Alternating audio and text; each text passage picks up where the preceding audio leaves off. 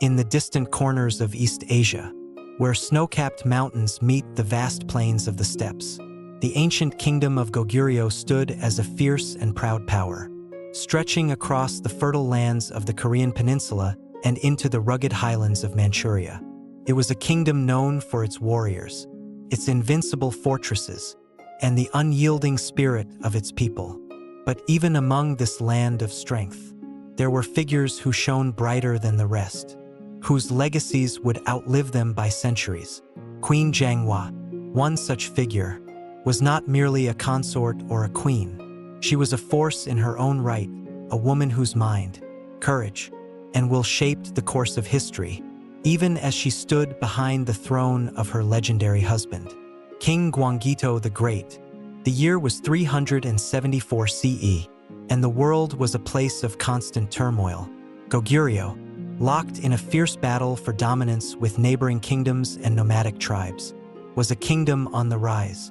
Across the mountains, to the west, the Great Northern Wei dynasty in China threatened to encroach upon the land that Goguryeo had fiercely protected for centuries. To the south, the fractured kingdoms of Beich and Silla vied for control, while Goguryeo's own future hung in the balance. Into this crucible of ambition, conflict, and survival, Queen Janghwa was born. Her early life, though steeped in the privileged world of the Goguryeo royal court, was not destined for the quiet luxury that many might have expected of a noblewoman. Instead, Janghwa was a woman of intellect, wit, and ambition, traits that would both empower her and make her enemies. She was no mere pawn in the political games of her family and her kingdom. From a young age, Janghwa knew that her destiny was to be intertwined with something much greater than herself. Her story begins in the court of King Changsu, where Janghwa's early days were shaped by the intricate web of politics and warfare that defined the reigns of Goguryeo's greatest kings. But it was her marriage to Prince Gwanggaeto, the son of King Changsu and future conqueror, that would forever change the course of her life and the history of her kingdom. As the kingdom expanded under Gwanggaeto's ambitious campaigns, so too did Janghwa's influence, rising from the shadows of her husband's military brilliance to stand as the heart of the court. A queen in her own right, this is a tale not just of the queen who ruled beside her king, but of a woman who carved her own place in the annals of history, a woman whose legacy would echo through the ages, though her name was often overshadowed by the conquests and triumphs of her husband. It is a tale of love and sacrifice, of power and betrayal, and of the indomitable will that guided Goguryeo through some of its most tumultuous years. The kingdom of Goguryeo would never be the same after Janghwa entered its history. This is the story of her life, a journey that traverses the boundaries of love, power, and legacy, leaving an indelible mark on the heart of East Asia. The winds of the Korean peninsula are sharp, especially in the highlands where the ancient kingdom of Goguryeo stood tall, its people enduring a world of shifting alliances, constant warfare, and imperial ambition. It was an era of uncertainty and instability, but also one of immense opportunity for those brave enough to seize it. In the heart of this tumultuous land, a girl was born who would rise above the turmoil, casting her shadow over the kingdom's fate for generations to come. Her name was Janghwa, and though her story begins in the quiet halls of a noble family, her legacy would be written in the blood and dust of battlefields, in the complex politics of the royal court, and in the hearts of those who would one day sing her praises. But she was not always destined for greatness. She was born to a family of status, wealthy enough to hold court but not powerful enough to command the full attention of the kingdom's ruling elite. Her father, a respected official, held a position of influence within the kingdom, though he was still subject to the whims of more powerful figures. Yet, even in the comfort of her early years, Janghwa felt the weight of expectation and duty that seemed to hang in the air like an invisible cloud. The kingdom of Goguryeo was not a peaceful place. It had long stood as a bulwark against invaders from the north and west, from nomadic tribes like the Xianbei to the imperial forces of the Han dynasty. After the fall of Gwanggaeto, the kingdom had experienced a brief period of stability, But war was never far from its gates. The people of Goguryeo were warriors by nature, forged in the crucible of conflict.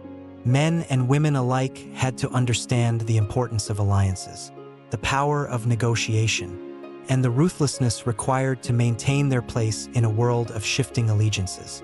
From a young age, Janghwa was taught these lessons not by her mother, but by the men in her life. Her father, who had studied under the greatest minds of Goguryeo, ensured that Janghwa would not only master the arts of diplomacy and poetry but would also understand the politics of the realm. He believed that a woman who knew how to navigate the intricate web of alliances and rivalries would have power in her own right. Little did he know that his daughter would soon be tasked with navigating those very webs as a queen, not merely a consort. Janghwa's education was rigorous, and she excelled in the study of military tactics, geography, and history, all of which would serve her well in the years to come. She was not the delicate flower often expected of noble women. Instead, she was sharp, quick-witted, and ambitious. While other girls learned how to embroider or play the guitar, Janghwa pored over maps of Goguryeo's territories, memorizing the positions of its most important cities, its allies, and its foes. She spoke of strategy as though it were an art form, and often, the tutors would find her deep in conversation with military generals, debating the merits of one tactic over another. At times, her father's political allies would remark on her brilliance, though some were unnerved by her ability to understand the subtleties of power and war so early in her life. Janghwa's upbringing was also shaped by the towering figure of King Changsu, her uncle by marriage, a man whose ambition had transformed Goguryeo from a tribal confederation into a formidable kingdom. Though he was not the first king of the dynasty, his reign was one of consolidation and expansion. It was under his rule that Goguryeo began to make its mark on the world stage. As a child, Janghwa would often sit in the throne room, listening to her uncle's advisors and generals discuss their plans for war. At times, her sharp eyes would catch the subtle flickers of suspicion or rivalry between those present, and she would file them away in her mind for future use. It was in one such meeting that she first laid eyes on Prince Gwanggaeto, her future husband, though at the time, he was little more than a figurehead, a young prince with little power and few responsibilities. He was the son of King Changsu, and while his potential as a warrior and leader was obvious, he had not yet proven himself to the kingdom. Gwanggaeto had returned from a long stint at the frontier, where he had been stationed to learn the ways of war. His presence in the royal court was part of a larger political maneuver to solidify his claim to the throne when his father, King Changsu, would one day pass on. Though he was but a boy at the time, he carried himself with a confidence that belied his years, a sense of purpose that Janghwa, even at that young age, recognized as dangerous. Their first meeting was fleeting, at a banquet held in honor of Goguryeo's military successes. Janghwa and Gwanggaeto exchanged little more than polite formalities, though she could not help but notice his presence. There was something in his eyes, an intensity, a hunger that struck her deeply. She had met many men before, suitors who sought her hand out of ambition or desire, but Gwanggaeto was different. He was not merely seeking her for her beauty or for political advantage. Janghwa saw in him the same ambition that had defined her own life, a desire to rise above, to seize the reins of power and hold them with an iron grip. The marriage proposal came unexpectedly, during a grand feast held in the presence of the entire court. It was customary for the king to arrange marriages with noble families to cement alliances. But this was different. Prince Gwanggaeto stood before Janghwa and her family, his eyes meeting hers with unwavering resolve. In the eyes of many present, it was a gesture both bold and unexpected. There was no formality, no lengthy discussions. The prince, unceremoniously, asked for her hand in marriage. The court was stunned. Whispers filled the room, some expressing surprise, others disbelief. Janghwa's father looked toward his daughter, his expression unreadable. For a moment, Janghwa felt the weight of expectation crash down on her. She had been prepared for political alliances, for negotiations with foreign dignitaries. But this was different. This was personal. And in that moment, she made a decision. Her acceptance of the marriage proposal was swift and unflinching. Her gaze never wavered, and in her heart, she knew that this was her path. She would not simply be a queen by marriage. She would be a queen in her own right, a force behind the throne. Gwanggaeto's conquest of Goguryeo had not yet begun, but she could already see the outlines of his future, and she knew that she would not be left behind. In the following days, their marriage was arranged quickly, and the kingdom buzzed with rumors of the young princess and the prince who would one day rule the land. But there was something darker stirring beneath the surface: rival factions in the court. Those who feared Gwanggaeto's rise and Janghwa's growing influence began to move in the shadows, plotting their next moves. As the wedding preparations unfolded, Janghwa felt the weight of her new role pressed down upon her. She would be queen, yes, but she would have to fight every day to secure her place. The road ahead would not be an easy one. There would be betrayal, power struggles, and, most of all, war. But Janghwa was no ordinary woman. She had been raised in the heart of power. In the midst of turmoil and intrigue, she would not simply survive, she would thrive. And together with her future husband, Gwanggaeto, they would transform Goguryeo into a kingdom feared by all. As the sun set over the kingdom of Goguryeo, a new chapter began. It was a chapter that would be written in blood, ambition, and the unyielding will of a woman who would not be forgotten. The day of the wedding arrived with the brilliance of 1,000 banners fluttering in the wind. Goguryeo, a kingdom steeped in tradition and ceremony, had prepared for this momentous event as it would any other. But this was no ordinary union. It was not simply the joining of two noble families or the consolidation of power between warring factions. This was the marriage of Janghwa, a woman destined to wield power beyond what any woman had ever imagined, and Prince Gwanggaeto, the future king whose name would be written in the annals of history as one of the greatest military leaders of his time.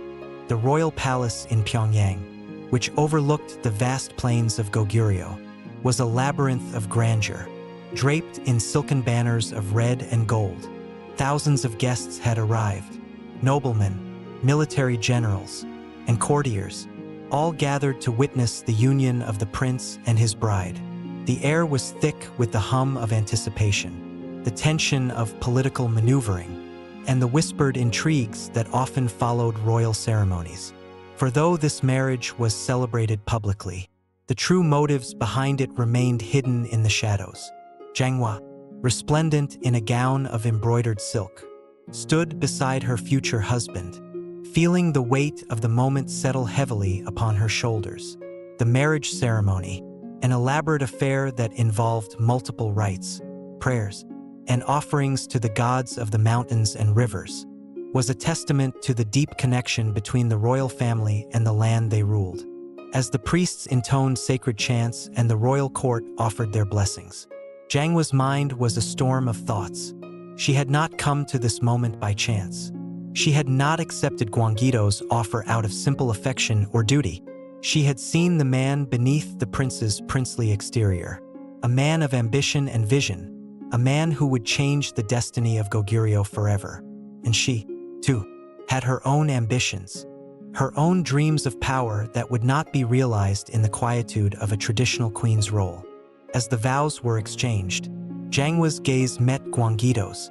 His face was set with the same determination that had marked their first meeting, a silent promise passing between them. Together, they would make Goguryeo a kingdom to be reckoned with. But beneath the facade of unity, there were questions, suspicions, and fears. The political landscape of Goguryeo was one of constant flux, where alliances were made and broken in the blink of an eye, and power shifted like sand beneath the feet of even the most well-placed nobility. While the ceremony continued, the tension in the court was palpable. Factionalism had already begun to rear its ugly head. Gwanggaeto's rise to power had left many of the old guard uneasy. Many nobles saw the prince as too ambitious, too eager to expand the kingdom's borders, and too dangerous for their own positions. His marriage to Janghwa, though celebrated, was viewed by some with a sense of dread, for in Janghwa, they saw not only a powerful queen but a woman with the potential to lead in ways that would unsettle the established order. For Janghwa, the wedding was not merely a joining of hearts, but a declaration of her own vision for the future. She would not be content to sit idly by while her husband ruled the kingdom with an iron fist. Her mind was sharp, her spirit unyielding, and her ambition unmatched. She was already planning how she would navigate the treacherous waters of the royal court, how she would maneuver among the factions that would inevitably rise against her. That night, as the celebrations continued into the early hours, Janghwa retired to her chambers, her mind still racing. Gwanggaeto, ever the warrior, was not one to linger long in the comforts of court life. He had already spoken of his desire to leave for the borders, to prepare for the military campaigns that would define his reign. But tonight, there were no campaigns to plan, no battles to fight. Tonight, they were just a prince and his queen, bound together by marriage and by fate. Janghwa knew that their relationship, though founded on shared ambition, would not be without its challenges. She was not a woman who would quietly fade into the background, serving her husband as an obedient wife. She would be his partner, not just in the bedroom, but in the power games that defined the court. And she would do so with the same steely resolve that had gotten her to this point. As the days passed, the reality of her new life began to set in. Life in the royal palace was a constant dance of politics and diplomacy, a game where loyalty was bought and sold as easily as any commodity. Though Gwanggaeto's rise was inevitable, his power was not absolute.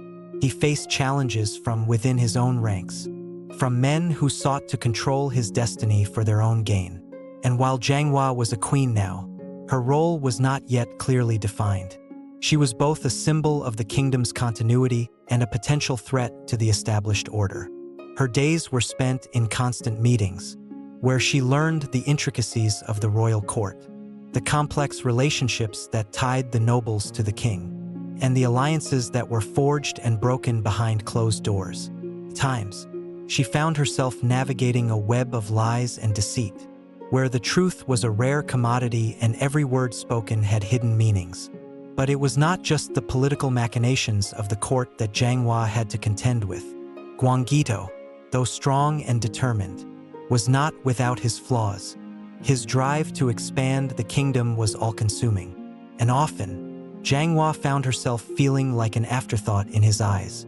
The royal marriage, which had been intended to unite them in both love and power, was instead a constant struggle for balance.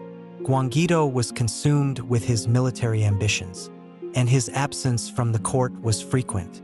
Janghwa, once a young woman full of hopes and dreams, now had to shoulder the weight of the kingdom's future alone.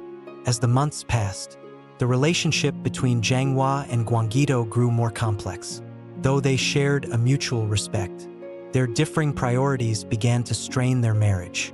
Gwanggaeto's obsession with expanding the kingdom's borders left little room for the softer, more diplomatic side of leadership that Janghwa excelled in. The tensions between them were palpable, though they never spoke of it aloud. Janghwa understood that power in the royal court was not simply about military victories or territorial conquests. It was about influence, the quiet manipulation of events behind the scenes, and the ability to control the flow of information. Janghwa's political savvy soon became evident as she found herself deeply involved in the governance of Goguryeo. She began to influence the decisions of the court, advocating for policies that would benefit the people and strengthen the kingdom's position both domestically and internationally. But her rise to power did not go unnoticed. Rival factions, particularly those who had been close to the previous king, began to view her as a threat to their own positions of power. At the heart of these tensions were the military leaders of Goguryeo, many of whom were fiercely loyal to Gwanggaeto but wary of Janghwa's influence. To them, a woman holding sway over the court was an anomaly, and they often attempted to undermine her position. But Janghwa, ever astute, knew how to play the game. She slowly began to win over key military generals and courtiers, using her intelligence and charm to manipulate the political landscape in her favor. While Gwanggaeto fought his battles on the front lines, Janghwa fought her own battles in the shadows of the royal palace. She began to align herself with the most powerful factions, gaining their trust while quietly neutralizing those who opposed her. She had learned from her father, from the great minds of Goguryeo, and from the powerful women who had come before her. She understood that power was not always wielded openly. Sometimes, it was the quiet manipulation of events, the subtle shifts in allegiance, that determined the course of history. Despite the growing political tension, there were moments when Janghwa allowed herself to think of the future, to imagine a kingdom where she and Gwanggaeto would rule side by side, their strengths complementing each other. She knew that Gwanggaeto's rise to power was only the beginning of their shared destiny. Together, they could bring Goguryeo to greater heights, conquering new lands and ensuring that their legacy would be remembered for centuries to come. But as the months stretched into years, Janghwa knew that their future would not be as simple as the path of a conventional queen. The battles would not just be fought with swords and shields. They would be fought with words, with alliances, and with the quiet power of the mind. And in this game of thrones, Janghwa was determined to play her part, not as a mere consort, but as a ruler in her own right, ready to shape the future of Goguryeo with her own hands. The marriage of Janghwa and Gwanggaeto had only just begun, and the kingdom of Goguryeo would never be the same again. As the months passed and the royal palace in Pyongyang buzzed with the day-to-day intricacies of court life, Janghwa began to understand more deeply the true nature of power. Her marriage to Prince Gwanggaeto had been forged not just by love or duty, but by ambition. His ambition to expand the borders of Goguryeo and her ambition to rise above the limitations of a traditional queen. Though Gwanggaeto's military prowess was undeniable, his absence from the court left a gap that Janghwa, with her keen mind and political acumen, began to fill. But power, she quickly realized, was an elusive thing even for a queen. It was not simply enough to navigate the court's intrigue. She also had to confront the reality of the world outside the palace walls. Goguryeo's kingdom had long been one of constant struggle. To the north, nomadic tribes threatened to overrun the highlands, while to the south, the fractured kingdoms of Beach and Silla fought each other for dominance. To the west, the ever-growing threat of China loomed large.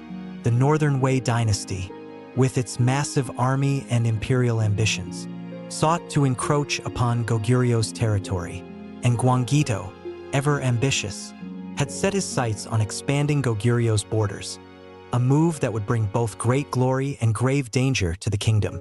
While Prince Gwanggaeto continued his relentless campaigns at the frontiers, Queen Janghwa remained in Pyongyang, managing the complex web of royal politics. The marriage between them, though founded on mutual respect, had evolved into a partnership of convenience. Gwanggaeto was a warrior king, focused on territorial conquest, while Janghwa was becoming the queen of the court, shaping the future of Goguryeo's political landscape. Yet, as her power grew in the court, so did the tensions between Gwanggaeto and his court officials, many of whom resented Janghwa's influence. It wasn't that they doubted her intellect or political skills. It was simply that she was a woman, and women, particularly women with ambition, were a constant source of suspicion in the male-dominated world of the Goguryeo court. Despite Gwanggaeto's deep love and trust in his wife, there were those who whispered in corners, casting aspersions on her role in his reign. Some even believed that Janghwa's growing influence threatened to overshadow Gwanggaeto's authority. The tension between military generals loyal to Gwanggaeto and court officials aligned with Janghwa escalated, though no open confrontation had yet occurred. But none of these internal political struggles would matter when the winds of war began to blow in earnest. As the seasons turned, it became apparent that the Northern Wei dynasty would not remain idle in the face of Goguryeo's increasing power. In the year 391 CE, emissaries arrived at the court, bearing the imperial seal of the Northern Wei. demanding tribute and submission. To the Wei, Goguryeo was a defiant thorn in their side, a kingdom that had successfully resisted their encroachment time and again. And now, under the banner of Gwanggaeto, Goguryeo was threatening to expand its influence over territories the Northern Wei considered theirs by right. For Janghwa, the decision was clear. The kingdom had to respond with strength. She did not hesitate to counsel her husband, though he was far away at the frontier, engaged in a long and bloody campaign against the Xianbei tribes. Janghwa, who had been managing the kingdom's affairs in his absence, sent a message to the northern court, rejecting their demands outright. It was a bold move, one that would set the stage for a war that would span the next several years and test both Gwanggaeto's military genius and Janghwa's political shrewdness. As she awaited Gwanggaeto's response, Janghwa took to strengthening the kingdom's defenses, ensuring that Pyongyang, the kingdom's capital, was fortified against any potential attack. Her influence over the court grew, and she began to assume the role of not only a queen but a regent. She did not have to officially take the title, for her power was already evident. She handled the distribution of resources, made key decisions in military strategy, and even mediated between the various factions of the court. But Janghwa knew that the success of her efforts would depend on the outcome of the coming conflict. The Northern Wei were a formidable enemy, and though they had been unable to break Goguryeo in the past, they had grown stronger with each passing year. Her decision to reject their demands would bring war, but it was a war she felt could strengthen her husband's position and, ultimately, her own. In the summer of 392 CE, Gwanggaeto returned to Pyongyang, bringing with him a host of generals and advisors, but no word of a victorious campaign. The Xianbei had been defeated, but the war had drained the kingdom's resources and manpower. Now, with the Northern Wei demanding tribute and the possibility of invasion looming large, the future of Goguryeo rested on the edge of a knife. It was then that Gwanggaeto and Janghwa's relationship was put to the test. Gwanggaeto, upon his return, immediately took to the matter of military defense. He was a warrior, a man of action, and he could not abide the thought of Goguryeo bowing before the Northern Wei. However, his absence from the palace for so long had left Janghwa with the lion's share of the responsibilities. She had guided the kingdom through a delicate period of internal strife, gained the respect of the court, and even seen the strengthening of alliances with neighboring kingdoms. But Gwanggaeto, while proud of his wife's political maneuvering, was wary of her increasing influence. The tension between them, though subtle, had been growing. The battle that would come was not merely a battle for the future of Goguryeo. It was a battle for control of the throne. Gwanggaeto was the legitimate ruler, the conqueror, but Janghwa was fast becoming the queen who truly held the reins. Their relationship was becoming more complex by the day. Gwanggaeto's warriors, who revered him as their commander-in-chief, were loyal to him above all else. Janghwa, in contrast, was gaining the loyalty of the civilian elites, the aristocracy, and the growing class of nobles who supported her steady rise to power. And so, the war against the Northern Wei began in earnest. Though Gwanggaeto led his armies across the borders of Manchuria, Janghwa remained in the capital, ensuring that the kingdom was well guarded and its people cared for. Her role was now indispensable, and while her husband was away fighting, she made strategic decisions that would ensure the survival of their kingdom. Her own campaigns of influence continued behind the scenes, as she navigated the political landscape with grace, making alliances where necessary and consolidating power within the royal court. As the war raged on for months, the outcome remained uncertain. Gwanggaeto's forces, though fierce and skilled, faced stiff resistance from the Northern Wei, whose imperial army was well-equipped and battle-hardened. It was a battle of attrition, and the stakes were high. Every victory and defeat on the battlefield would resonate in Pyongyang, where Janghwa's counsel was becoming indispensable. But even as the war dragged on, Janghwa's influence continued to grow. She became a symbol of both strength and endurance. a queen whose political acumen had kept Goguryeo from crumbling during the darkest days of the war. Her power was not found in the weapons of war, but in the decisions she made, the alliances she forged, and the trust she built with the generals and courtiers who saw her as their queen. Gwanggaeto may have been the warrior king, but Janghwa was the queen of the court, and in the grand chessboard of Goguryeo's future, she was a force to be reckoned with. The winds of war howled on the northern frontiers of Goguryeo, but they also echoed through the gilded halls of Pyongyang, where Queen Janghwa continued to wield influence with a sharp mind and a steady hand. The kingdom was gripped by a feverish tension that no one could escape, whether they were in the royal court or in the trenches of battle. Gwanggaeto was now firmly entrenched in the battle with the Northern Wei. But as the months turned into years, the conflict threatened to stretch his resources thin and expose the kingdom's vulnerabilities. In the absence of the king, Janghwa's power had grown exponentially. Her role as regent had been cemented, but her growing political stature was not without its own set of dangers. In every court, the struggle for power was as vital and urgent as the struggle on the battlefield. Alliances shifted like sand beneath Janghwa's feet, and even the loyal generals who had once fought for Gwanggaeto's victory began to question her influence in the palace. The king's return had been expected, but it was delayed again and again, each delay further unraveling the carefully constructed threads of loyalty that had once bound the court together. Gwanggaeto's military triumphs on the battlefield were celebrated, but back in Pyongyang, the growing discontent of the court's nobility was becoming more palpable. In particular, the military leaders, the very men who had stood by Gwanggaeto through thick and thin, had begun to look at Janghwa's rising influence with suspicion. General Yulji Mundeok, the fierce warrior who had led many successful campaigns under Gwanggaeto, was the most vocal in his distrust. His loyalty to the king was unwavering, but he had little patience for the influence that a woman wielded in matters of state. "What is a queen but a figurehead?" he had muttered to his fellow generals, though not loud enough for Janghwa to hear. "A warrior king commands from the front lines, not from the comfort of the palace." But Janghwa was not the passive, ornamental queen they expected her to be.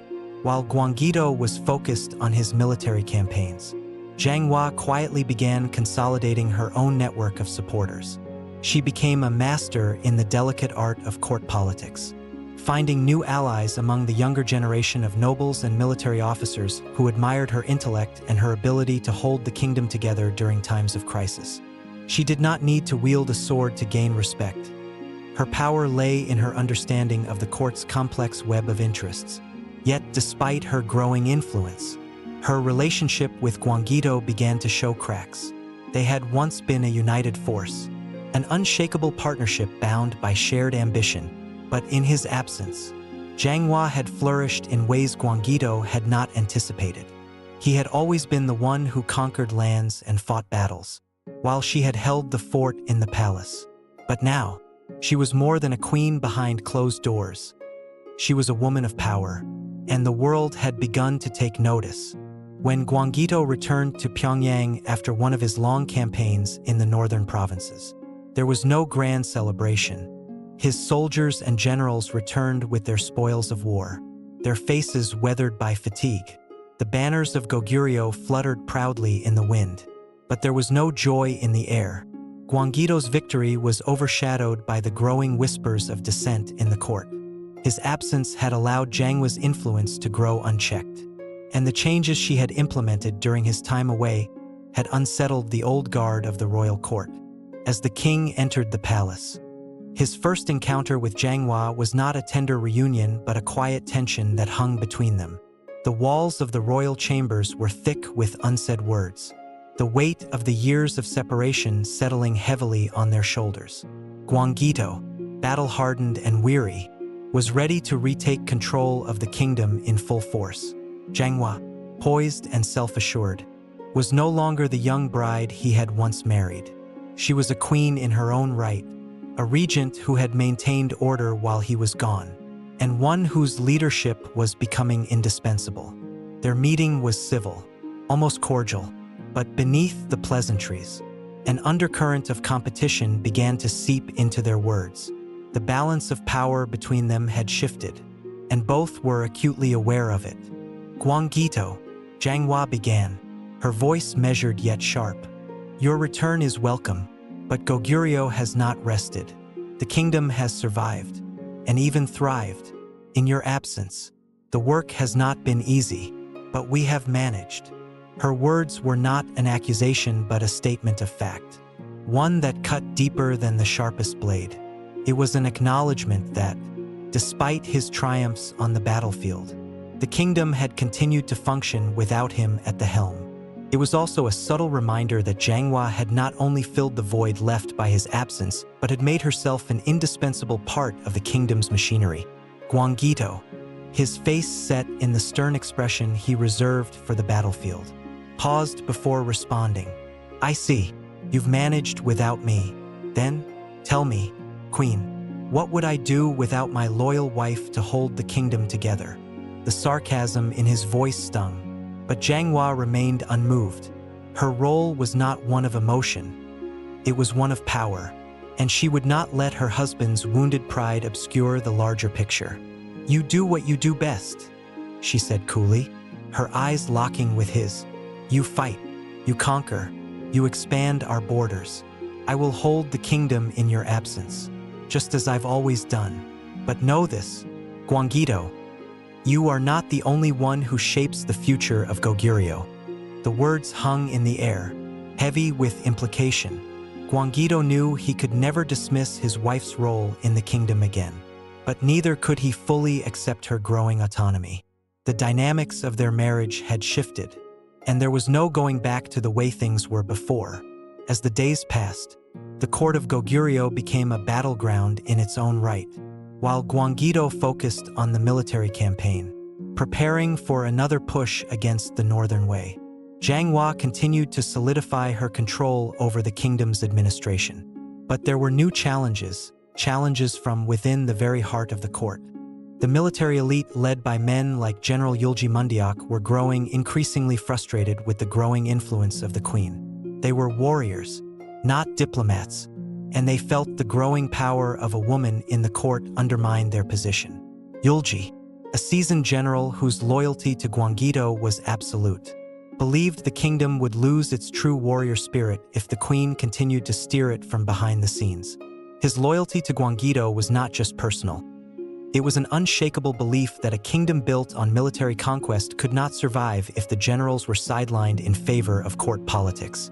The generals must have a say, Yulji argued to his fellow commanders one evening, after a particularly tense meeting in the palace. The queen cannot run the kingdom like a merchant's shop. This is a kingdom of warriors, and we need a king who commands with his sword, not with his words.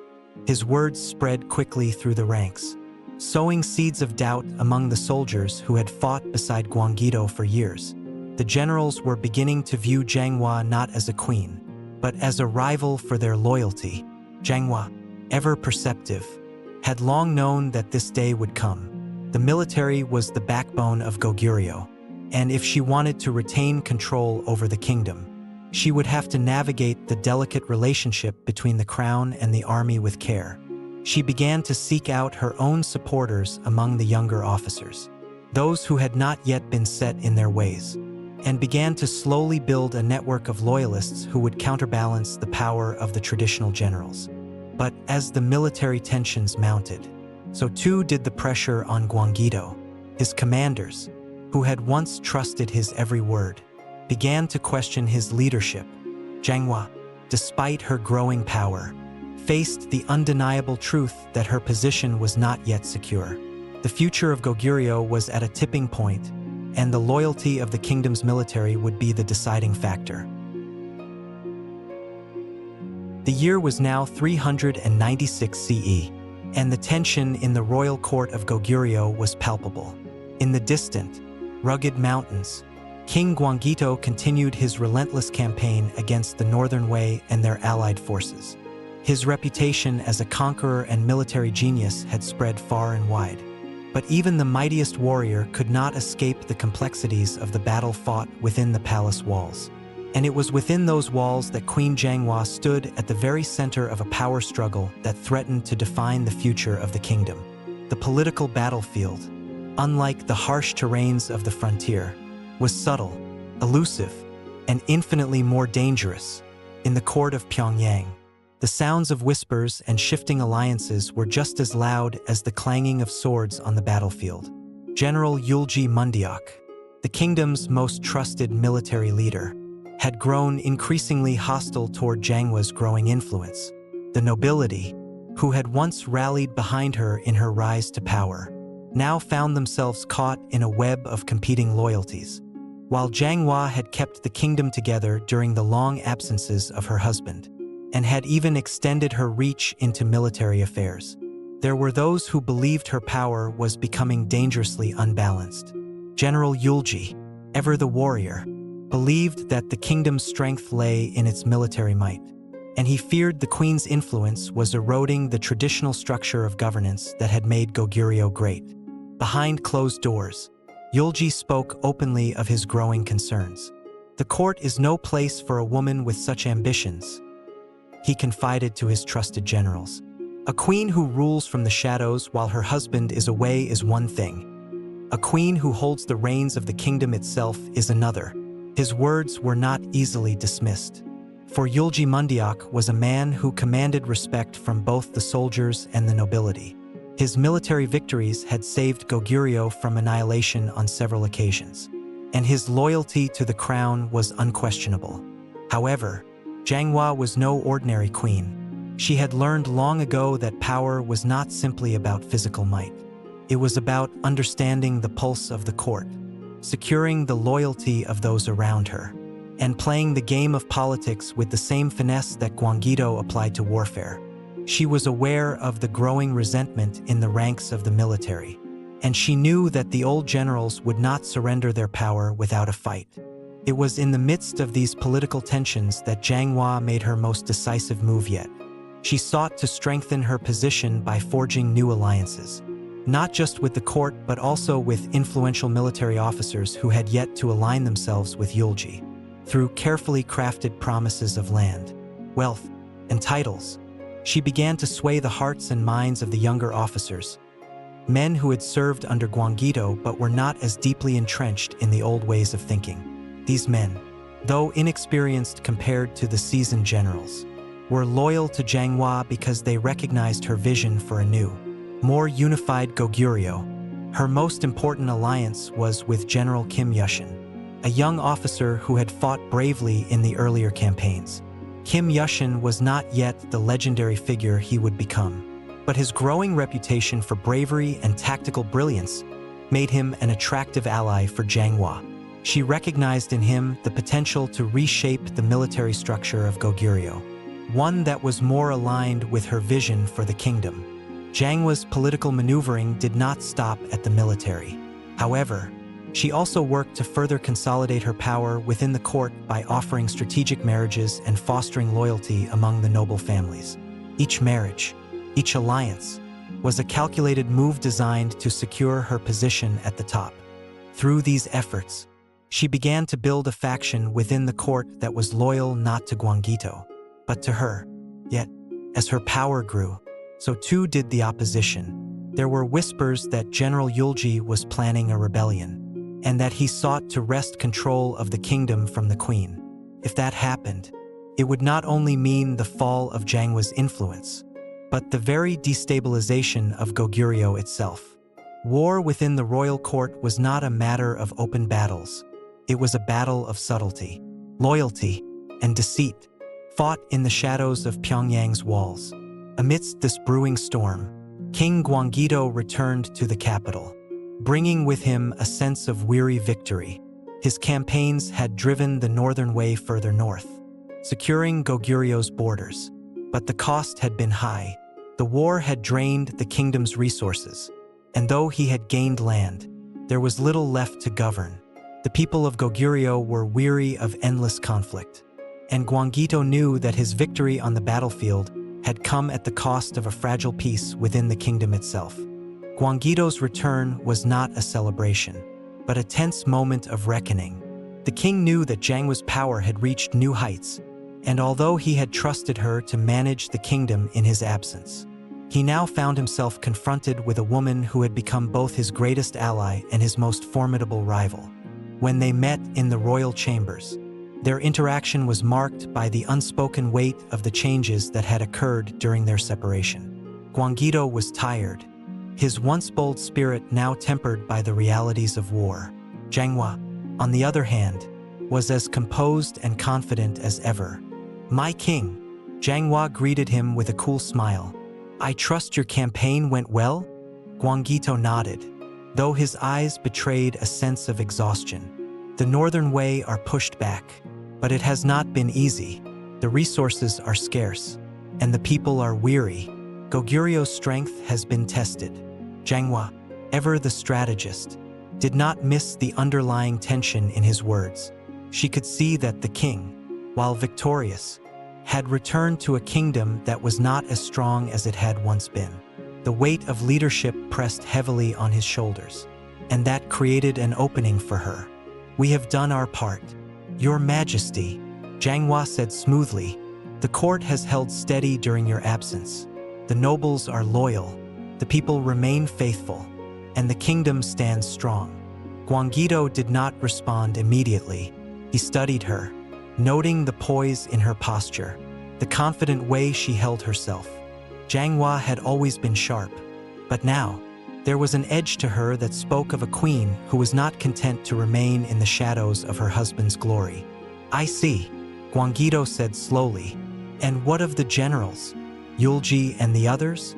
Have you secured their loyalty as well?" Janghwa's smile remained, but her eyes hardened. "General Yulji and I are working on an understanding. His loyalty to the kingdom has never been in question. It is merely a matter of aligning our visions for the future." Gwanggaeto's brow furrowed. He could hear the tension in her words, the subtext that hinted at deeper political maneuvering. He knew Yulji well, knew that his loyalty to Goguryeo was absolute, but also that his pride could not easily be bent.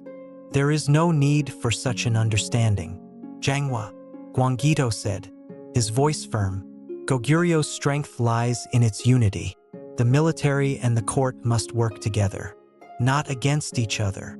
Janghwa's smile faded slightly, but her resolve remained. "Unity, yes," she agreed. "But unity must be built on a foundation of shared interests. And in times of war, interests shift. The generals and the nobles must both feel they have a stake in the future of Goguryeo." Gwanggaeto looked at her for a long moment. His thoughts conflicted. Janghwa's words rang true, but they also suggested a growing shift in the balance of power within the kingdom. It was clear that their partnership, once a tight-knit alliance, was now evolving into something more complicated, an ongoing struggle for control that neither was willing to back down from. The kingdom, it seemed, was not the only thing at stake. Goguryeo's future, both in terms of military and governance, would be shaped by the choices they made in the days to come. The battle for the kingdom's heart was no longer just between the king and his generals. It was also a battle for the very soul of Goguryeo, a battle between those who saw strength in warfare and those who saw strength in political unity. And as Gwanggaeto and Janghwa locked eyes, it became clear that the stakes had never been higher.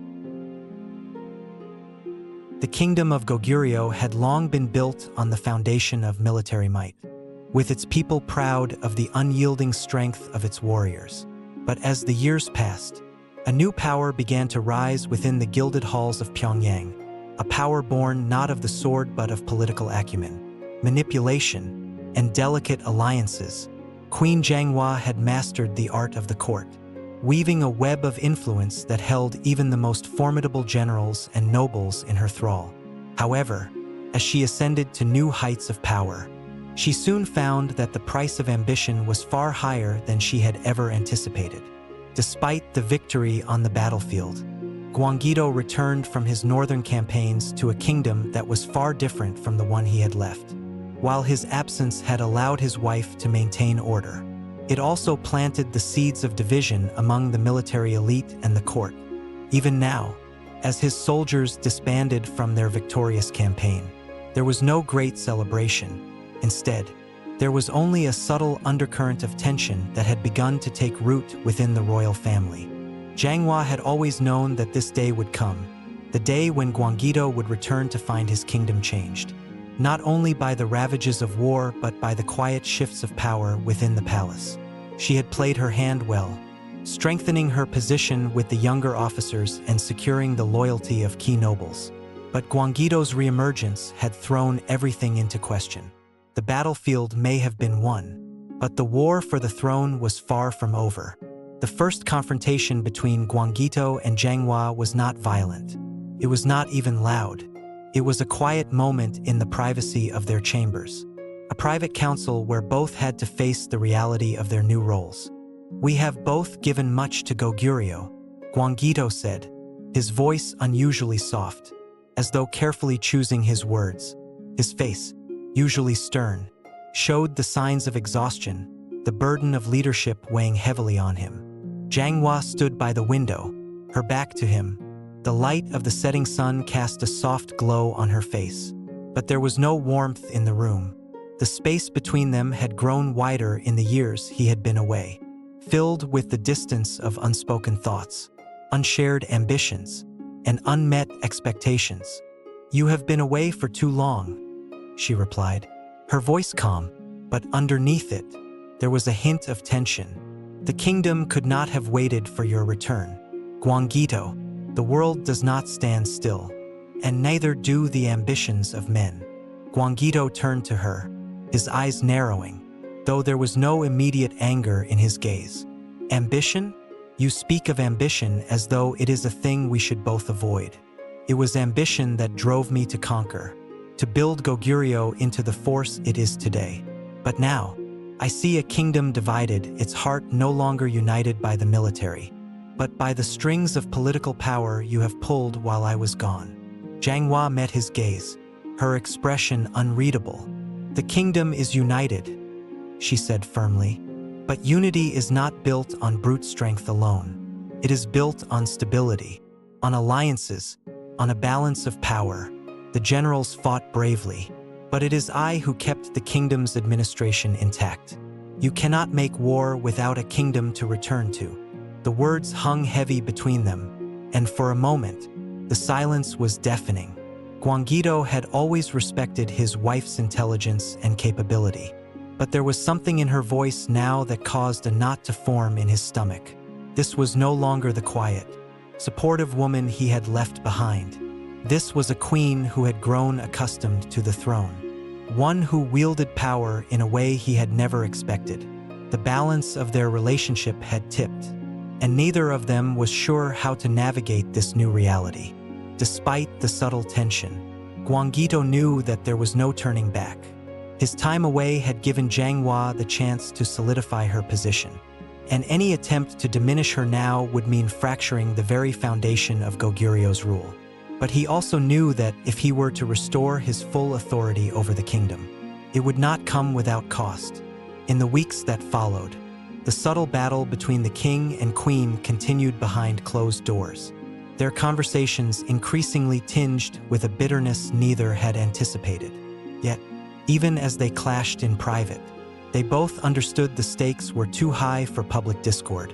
The unity of the kingdom had to be preserved, even if it meant sacrificing their personal relationship for the sake of Goguryeo's future.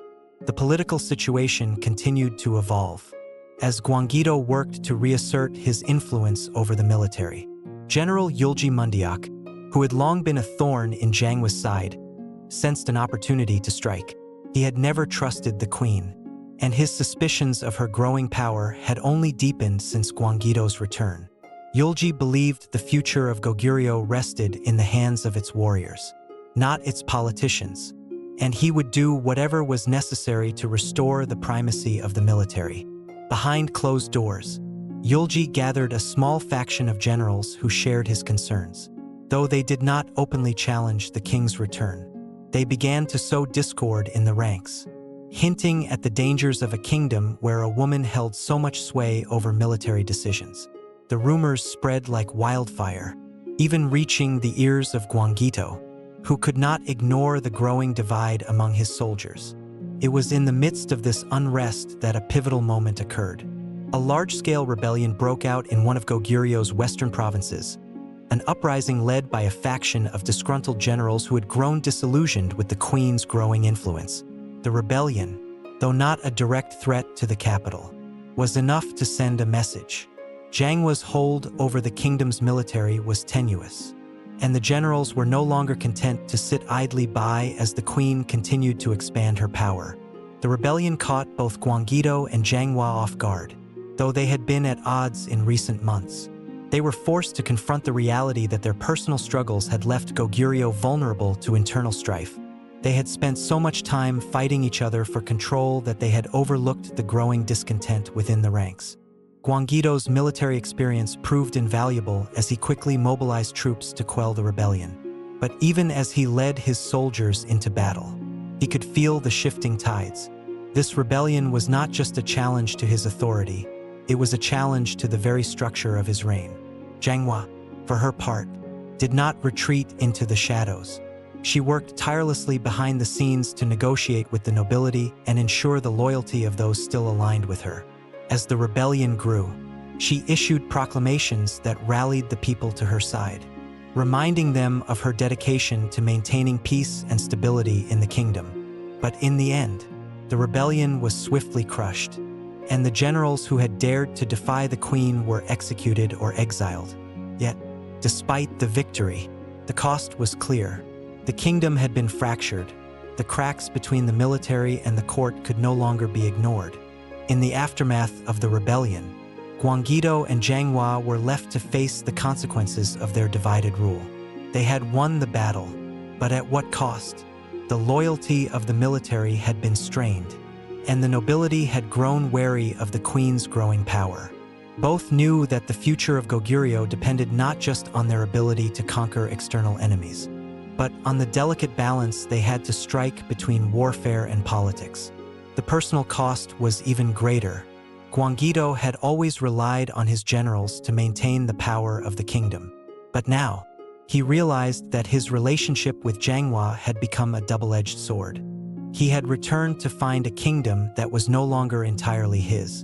And though he loved his wife, he could no longer ignore the fact that her ambitions were reshaping the very fabric of Goguryeo. Janghwa, for her part, had learned a valuable lesson: power, once gained, is never easily held. She had secured her position at the heart of the kingdom, but the rebellion had shown her how fragile that position truly was. Her power was not just political, it was deeply tied to her relationship with Gwanggaeto, and that relationship had never been more fragile.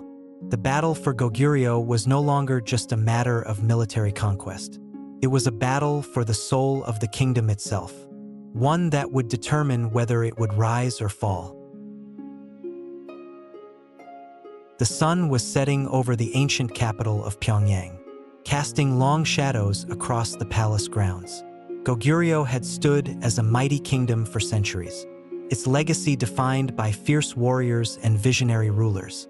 Yet now, in the year 410 CE, it seemed that the kingdom itself was on the verge of an irreversible fracture. King Gwanggaeto, weary from his campaigns and the weight of leadership, stood at the precipice of history, and beside him, the woman he had once trusted more than any other, Queen Janghwa, now stood as his greatest rival. Their marriage had begun as a bond of mutual respect, forged in the fires of conflict and ambition. But over the years, as Janghwa's power grew, their relationship had become a battlefield of its own.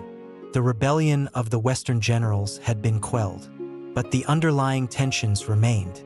Goguryeo was not just facing external enemies, it was facing the deep rifts within its own royal family. Janghwa had won many battles in the court, but the greatest test was yet to come. The stakes were higher than ever. The loyalty of the military had been shaken. The trust between husband and wife had eroded, and the nobility had grown restless. unsure whether their queen could maintain the delicate balance of power she had carefully constructed. In the days following the rebellion, Janghwa knew that a decisive moment was at hand. The royal court had become a battleground, with every noble family and every military officer playing a part in the unfolding drama. Despite her previous triumphs, Janghwa understood that if she did not act swiftly, her position would be compromised. The military, though still loyal to her in part, was beginning to question her leadership, while Gwanggaeto's influence had not yet been fully restored. For the first time since her rise to power, she could not predict the outcome of the next move.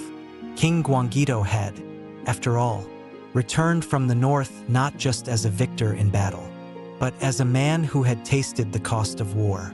His body was scarred, his mind weary, but his will remained unbroken. He had always known that Janghwa was ambitious, but now, that ambition had become a threat he could no longer ignore. As much as he admired her strength and intellect, he could no longer trust her to hold the reins of power without compromising the integrity of the kingdom. The final confrontation between the two rulers came on a crisp winter night. The quiet of the palace broken only by the sound of wind rustling through the trees. It was a confrontation they had both known was coming, though neither could have predicted how it would unfold. Janghwa stood in the royal chambers, looking out at the snow-covered courtyard. Her reflection in the mirror before her seemed like a stranger, a queen who had risen from the shadows of her husband's absence to become the most powerful woman in Goguryeo. But now, that power was slipping through her fingers. The nobles were restless, the generals were dissatisfied, and Gwanggaeto's reassertion of his authority had begun in earnest. As she gazed out the window, she heard the door creak open behind her. She did not turn, but she knew who it was. The heavy steps, the familiar presence, they were unmistakable. Gwanggaeto had come to confront her, just as she had feared. "We need to talk, Janghwa." Gwanggaeto's voice was grave, but there was a weariness in it that spoke of something deeper, something lost. She turned slowly, meeting his gaze. For a moment, the years of their shared history, their struggles, their victories, and their betrayals hung between them like a heavy veil. "We do," Janghwa said, her voice calm, but with an underlying steel. "It's time to decide the future of our kingdom." Gwanggaeto studied her for a long moment. His mind raced, considering the consequences of every word he spoke. The future of Goguryeo was on the line, but so was his relationship with the woman who had once been his most trusted ally. He had fought for Goguryeo with blood, sweat, and sacrifice, but in this moment, he realized that the most dangerous enemy might not lie beyond their borders, but right within the palace walls. "The kingdom cannot survive like this," Gwanggaeto said. "We cannot rule through manipulation and power struggles." His voice cracked slightly, as though the weight of his words had hit him harder than he expected. Goguryeo was built on the strength of its people, its soldiers, and its leaders, but that strength has been undermined. We have forgotten what it means to lead with honor. Janghwa's eyes narrowed, though her face remained composed. "And you think you can restore that honor?" she replied, her tone laced with a touch of defiance. "After all this time, Gwanggaeto, after all the sacrifices, you still don't understand. Goguryeo cannot be saved by your military conquests alone." The silence that followed was thick with tension. Neither spoke for a long time, both of them knowing that the path forward could only lead to one of two outcomes: compromise or conflict. Janghwa had always believed that her way was the only way to ensure the kingdom's survival. But now, faced with the resolute determination of her husband, she felt the ground beneath her shift. In that silence, Gwanggaeto took a step forward, his eyes fixed on hers. "It's not just about power anymore, Janghwa. It's about the people." Janghwa's gaze faltered for a moment, but only for a moment. Then, with the coldest of smiles, she spoke the words that would forever change the course of their fate. "Then perhaps we should see who the people truly follow." In an instant, the entire atmosphere in the room shifted. The nobles who had once been her allies, the generals who had sworn their loyalty. Janghwa knew in her heart that the tide had turned. Gwanggaeto was not only fighting for Goguryeo, he was fighting for the people's trust. And he had the advantage. The confrontation between husband and wife escalated quickly. Words were exchanged, sharp and venomous. Janghwa, unwilling to back down from her years of ambition and sacrifice, made the fateful decision to declare herself the rightful ruler.